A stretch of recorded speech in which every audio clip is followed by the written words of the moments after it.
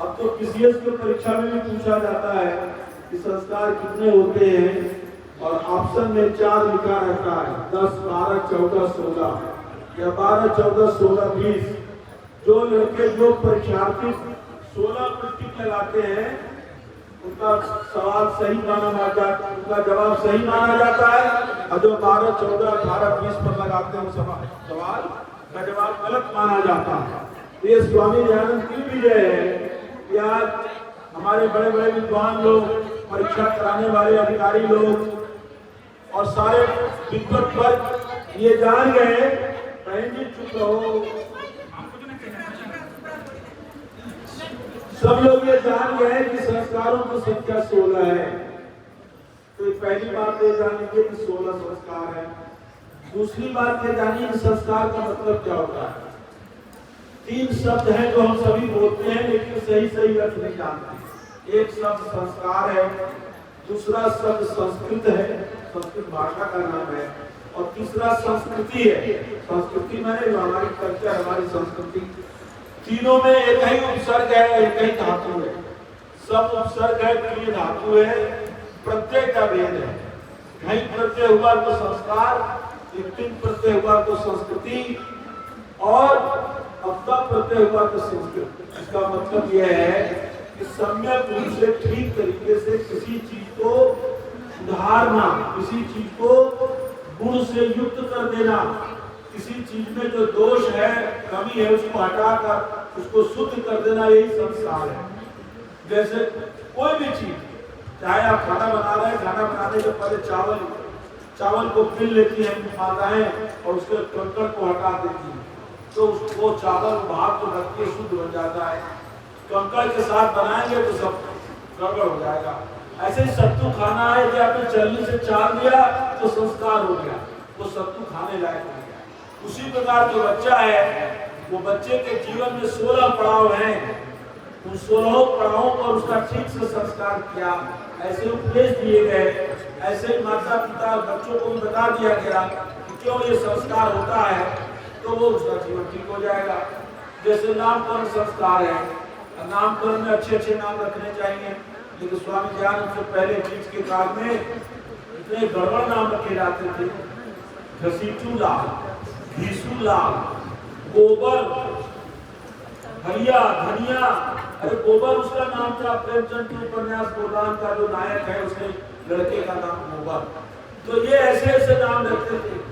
फेंकना इसलिए कि बच्चा पैदा हो रहा है, मर जा रहा है, तो लोग किसी मौलवी ने बता दिया, पंडित ने बता दिया कि बच्चा पैदा हो तो इसको ले जाके गोबर के मांस पर चुहा के रख दो, फेंकना नाम कर दो, बच्चा ठीक है। ऐसी जोगुरी की बातें करते थे। तो ये संस्कारों को 16 संस्कार, गर्भाधान है, दुश्मन है, सीमंतोनयन है, जात कर्म है, नामकरण है, निष्क्रमण है, अन्नप्राशन है, चूड़ाकरण, इस सब की व्याख्या नहीं करनी है। आज जो अन्नप्राशन हुआ है, तो इसकी बात बता दूं।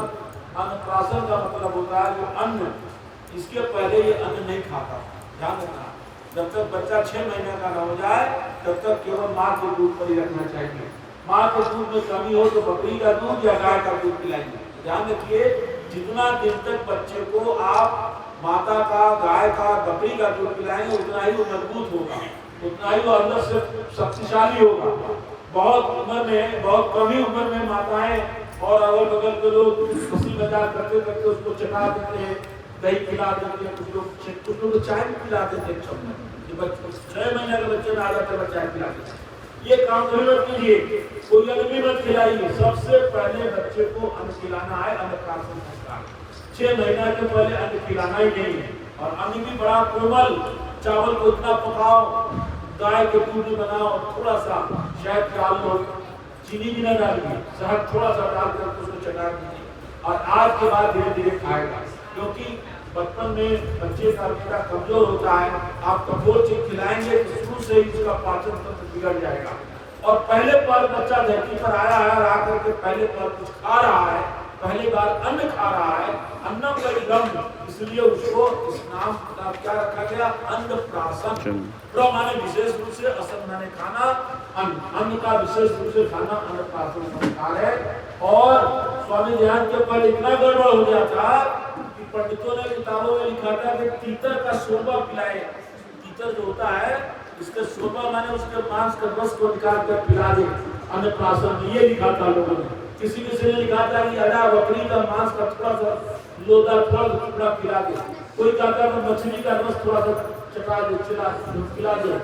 सारा गड़बड़ कर रखा था। स्वामी जी ने सबका खंडन करके कहा नहीं, इस समय इसको शहद है, दूध है और चावल, शहद दूध और चावल को पकाकर थोड़ा सा रखा हल्का सा, ये अन्नप्राशन संस्कार करो।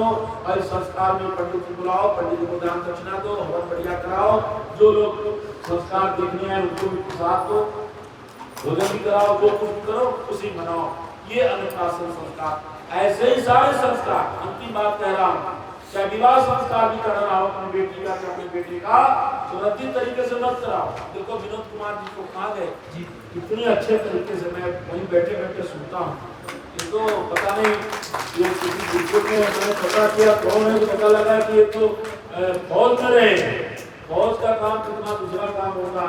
और कितनी इनकी प्रतिभा है कि उन्होंने वहाँ से आने के बाद भी बैंक की नौकरी करते हुए भी सारे मंत्रों का इतना शुद्ध उच्चारण करते हैं और बड़े धैर्य के साथ, पुरोहित को बड़ा धैर्यवान होना चाहिए, धैर्य के साथ सारे विधि विधान से यज्ञ और संस्कार को कराते हैं। तो अंतिम बात मैं यही कह रहा हूँ, अपने बच्चों का कोई भी संस्कार कराना हो, जन्म संस्कार कराना है, मुंडन संस्कार कराना है, ये गलत बात है। मुंडन कराना तो मैहर देख चले जाओ, बिठूर में चले जाओ, वहां को मिलता है, वहां रहा हुआ जो रद्दी सर्दी हदाम है उससे बाल कटवाया, बुलवाया और उस बाल को नदी में फेंक दिया, ये सब गलत तरीका है। नदी में नहीं बहाना है।